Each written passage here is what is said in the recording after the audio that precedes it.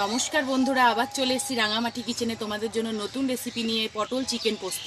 তার জন্য কি নিয়েছি তোমরা দেখে নাও। তার জন্য আমি এখানে নিয়ে নিয়েছি 300 গ্রাম চিকেন, আর নিয়ে নিয়েছি আমি এখানে 5 পিস পটল, সেটা কেটে নিয়েছি।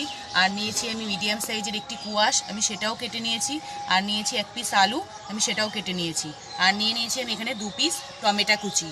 আর নিয়েছি আমি এখানে আদা, কাঁচা লঙ্কা, জিরে, রসুন একসাথে মিহি করে আমি বেটে নিয়েছি।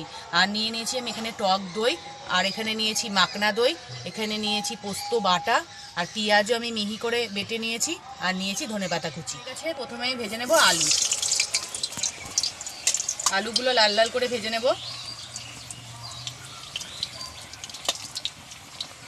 আলুগুলো আমার প্রায় লাল লাল হয়ে গেছে। এবারে আমি দিয়ে দেবো পটল। আমি এখানে সর্ষের তেল ব্যবহার করেছি, তোমরাও চেষ্টা করবে সর্ষের তেল ব্যবহার করার।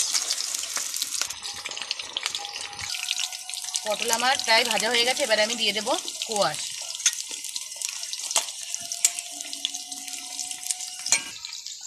এই দেখো বন্ধুরা, আমার সব ভাজাই লাল লাল হয়ে গেছে। এবারে আমি নামিয়ে নেব।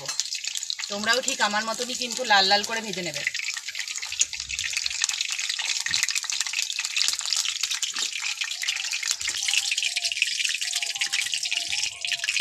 এবারে আমি চিকেনগুলোকেও ভেজে নেব।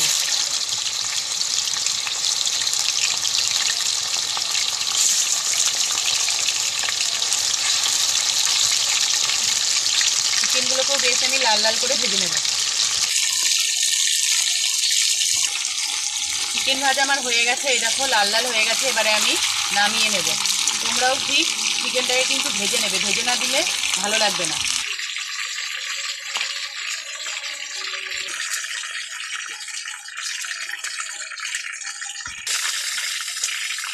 দিয়ে দেবো আমি ফোড়ন, তেজপাতা, শুকনো লঙ্কা আর গোটা জিরে। ফোড়নটা একটু নাড়াচাড়া করে নেব। একে আমি সব মশলা দিয়ে দেবো। প্রথমে দিয়ে দিলাম পেঁয়াজ বাটা, এর মধ্যে দিয়ে দেবো আমি সামান্য লবণ, আর দিয়ে দেবো আমি সামান্য হলুদ দিয়ে এবারে আমি দিয়ে দেবো আদা, কাঁচা লঙ্কা, রসুন, জিরে বাটাটা।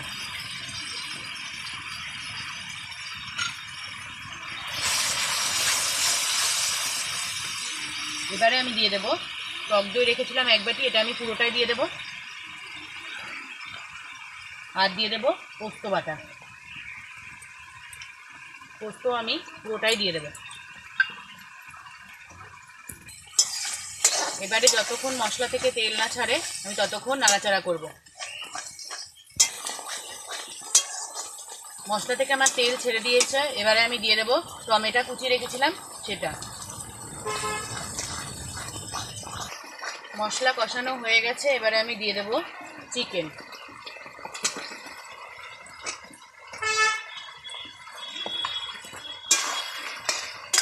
ভালো করে চিকেনটাকে মশলার সাথে মিশিয়ে নেব।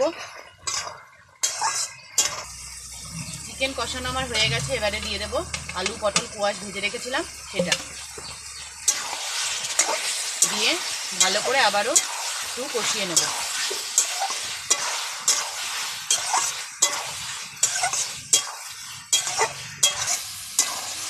কষানো আমার হয়ে গেছে, এবারে আমি দিয়ে দেব সামান্য ধনেপাতা কুচি।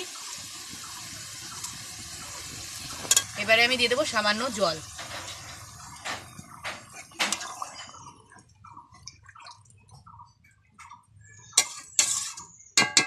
ঢাকা দিয়ে রেখে দেবো। মিনিট হয়ে গেছে, এবারে আমি দেখে নেব।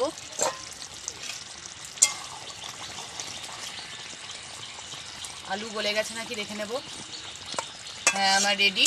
এবারে আমি নামিয়ে নেব।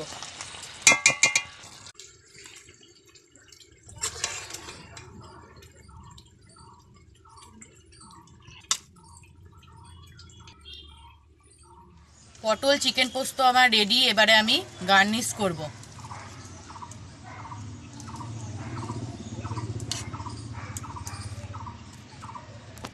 তোমরাও ঠিক আমার মতো বাড়িতে বানিয়ে খাবে, আর অবশ্যই কমেন্ট করে জানাবে কেমন লাগলো। ভালো লাগলে আমার চ্যানেলটিকে লাইক, সাবস্ক্রাইব ও শেয়ার করে দেবে। টাটা বন্ধুরা, আবার দেখা হচ্ছে পরের রেসিপিতে।